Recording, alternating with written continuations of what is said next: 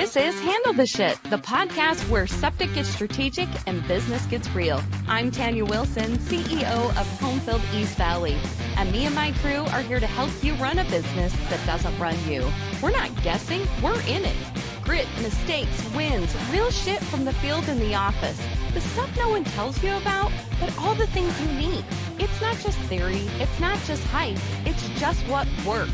Are you ready to build the septic business of your dreams? Welcome to Handle the Shit podcast.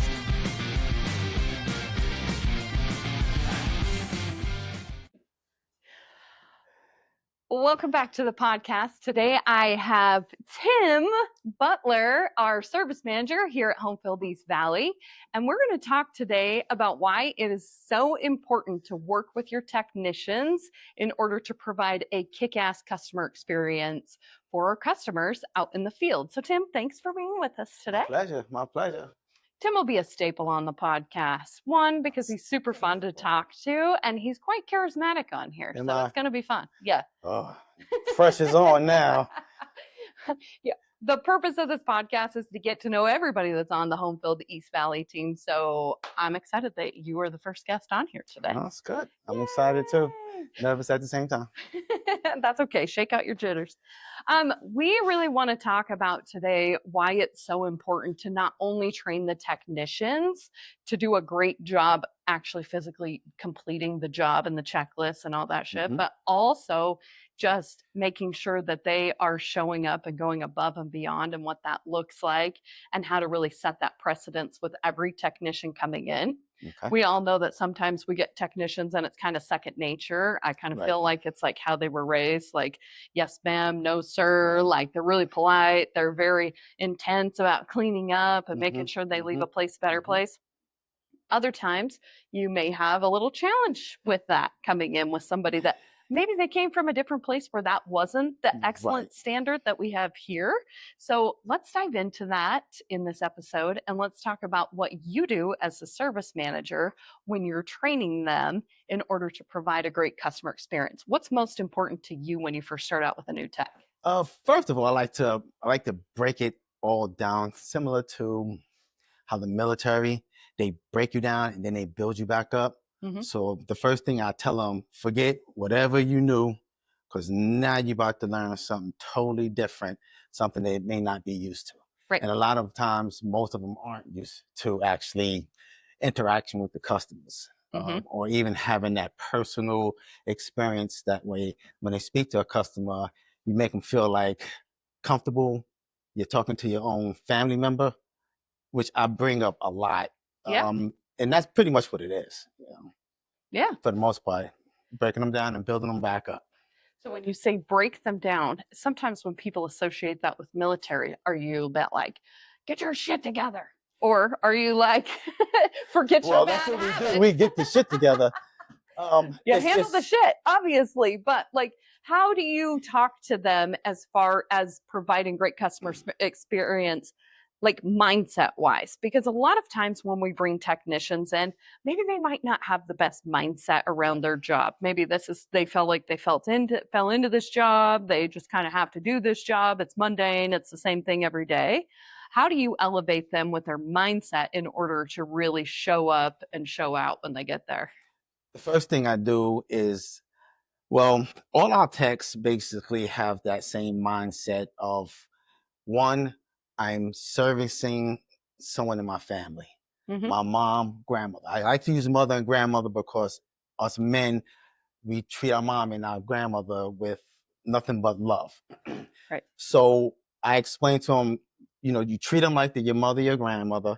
And then when I send them out with the text, our texts actually treat everybody like mother and grandmother. So when they actually get the opportunity to see the text actually treating our customers like that, whether it's the husband or the wife, they actually can see us doing it, and they see each one of the techs doing it. Like, okay, everybody's doing it that way. Yeah. So it kind of rubs off on them, because as time goes on, they have to actually start doing the same thing, because our techs will correct them real quick. Yeah, they correct each other. Right, exactly. They correct each other. So, and that's another good thing, is that since we correct each other, and then the new techs get to see that, and then they get comfortable to like, okay, you know what? This is how I'm gonna have to speak to our customers. And it tends to rub off. Now, if it doesn't rub off, that's a whole different story. What do you do then? Now we have to figure out why. Yeah. Yeah, we have to figure out why, and then have to have them understand that this is not an option at all, because we're about excellence on every job we do. So Yeah. if you can't come to that level of excellence, then this is probably not the place for you. And everybody's not meant to be here, or everybody not meant to be, techs. So we just have to figure out between the techs and that new tech. That's what it boils down to. Yeah, I think when you set a culture of excellence and they hold each other responsible, yes. it is so much higher accountability than even you holding them accountable as their manager. Yeah. Because they really perform for each other. Right. Almost more than they perform for you. And I love that. I do too. I love it. And that way I don't have to actually. It makes it easier for you. I don't have to be the bad guy. I don't like being the bad guy, but as managers, sometimes you have to be the bad guy. Sure. But if we continue on having a culture to where excellence is the only thing we accept, then it makes it so much easier to manage these guys. Yeah. And I've really enjoyed and I was telling you last night, I had fun last night. Yeah. But that's what it boils down to, the culture and the understanding that this is what we do. This is not an option. This is what we do. So. Yeah. Give the example of what happened last night with Isaac as a great customer experience. Oh, yeah. So I got there early, found the tank. He came in, he dug up the tank, and everybody started coming out one by one, just looking, because everybody is curious on the septic, what it looks like. And the only thing they don't like is what it smells like. So once he popped open the lid, everybody face went straight into their shirt. I was funny. I mean, it was funny. I was tickled by it because they looked at me. It was like I was talking to Zorros, a whole bunch of Zorros, and you don't smell it? Oh, I smell it. But we're so used to it. Yeah. And they just started asking questions. Isaac gets off the excavator, jumps into the hole, pop open the lid, and everybody comes in. And now they're just looking into it and like, yeah, all this stuff came out of every last one of y'all. And they just had questions. And they was just hitting them. It must have been like 7 of them. And he was just taking on the questions like a champ. And they was loving him. And I sat there, I was like, you know what? Let me take a picture of this guy. Yeah. I took a few nice pictures. So it was good. And I felt like that dad who watched their son hit a home run in the game and win the game. I really felt proud of him. And when we was done, I walked over to him. I was like, yo, you know what? So you did a hell of a job today. Yeah. And I tell my guys that all the time, but he knew it was different when I said it to him because he smiled. Isaac does not smile. And he actually smiled. He was like, thanks, Tim. I said, no problem. So I enjoyed just watching him. It was so beautiful. I took pictures and videos. Yeah.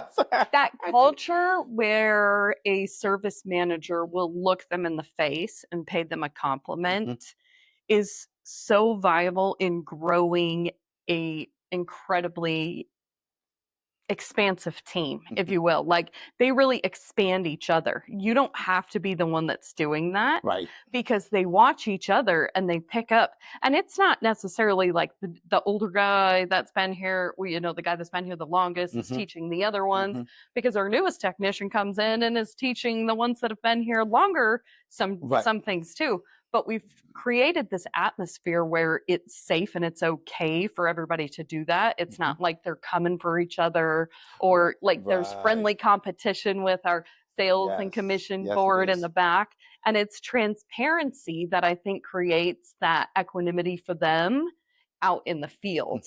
because it's not hush hush, who's doing this, who's doing this. Right. It's really an open playing field, and you've created a lot of Yeah. that, and I think it's really awesome that you Thank do you. that. Yeah, I Thank you. really And think you do. they help each other Yeah. on building on what they do out there in the field, whether it's something different with a different tank, or speaking to a customer, or talking about whatever is going out there. They actually help each other grow, and watch each other doing that as a team.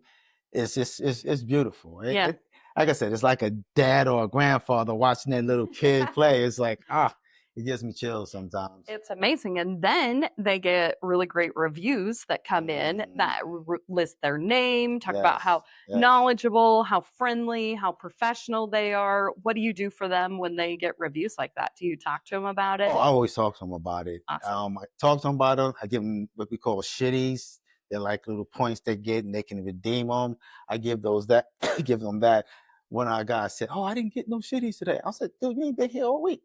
You been out on vacation. You Yeah. don't give you shitties for being out on vacation." He laughed. He was like, I tried." I was like, "Good try, Yeah, though." good try. Yeah, but And you got to give shitties to get shitties. right, that too. But I pat them on the back, let them know, and a lot of times they'll go out, and when they come in, I'll have like one of our guys drink monsters. Yeah. So when he comes back, I have 2 monsters for him. Here you go. Great job today. He's like, wow, thanks, because he loves his monsters. Yeah. And in the morning, he has those monsters, and he drinking them. So, Yep. little things like that. That I builds get from great these guys. rapport Yeah. with you and them, and it's above and beyond just the business side of things. Yeah. It really is you tuning into them personally and helping them become higher level of themselves personally, which obviously shows up in work, which is really, really Yeah. great. Yeah. So, excellent stories, great ways for people to show up and deliver a great kick ass experience for their customers. Yes. I love this. This was such a great story yesterday. So, I really wanted to talk about this today. But if you had one piece of advice, say someone is a service manager or manager over field technicians, what piece of advice would you give them when they're training a brand new technician? And then the second side of that, if they've got a few technicians right now that could use a little ego boost out in the field. Okay. For a brand new technician, I like to be transparent Mm-hmm. straight off the bat. I be transparent and let them know that I'm a service manager, but first and foremost, I'm a human being, and I understand a lot that people go through, and I also understand that if you have issues, you can talk to me, but I'm not someone that the door is always closed. My door is always open, but number one is that I'm a human being too, Mm-hmm. and I get it.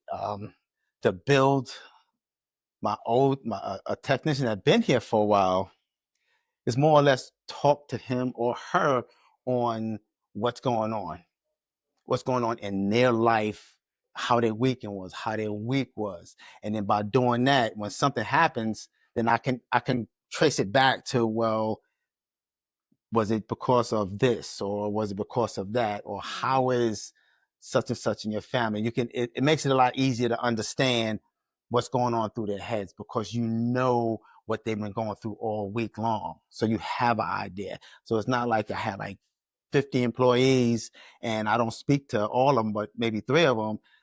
Oh, John is having a problem. I have no idea what the possibility of John having, but I speak to all my guys. Yeah. I speak to them during the week. I speak to them on the weekends, how their week goes. So it gives me a good idea of what is going on through the week. So to give them that encouragement, I use some of their background and talking to them. So that way they're not talking to, and I really, really, really hate to say this, their boss. Mm-hmm. It's like they're talking to someone, although they understand, someone that they can refer to, someone that they can come to, Yeah. somebody that can actually put their head on their shoulder. Don't put your head on my shoulder, but but you can if you need to. I have 2 ears and I'm willing to listen, and I listen to a lot that these guys say. I Yeah. let them talk, and by doing that, it makes it easier to figure out how to lift them up, because everyone's different.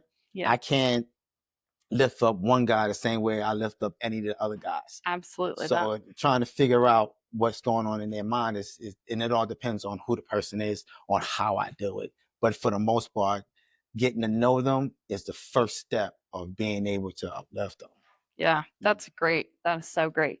Well, thank you so much for your insight, Tim. And Pleasure. always continue to work with your team. Delivering that kick-ass experience is what is going to make your company different from all the other septic businesses out there. Continue to get those reviews and continue to keep handling the shit. Handle the shit.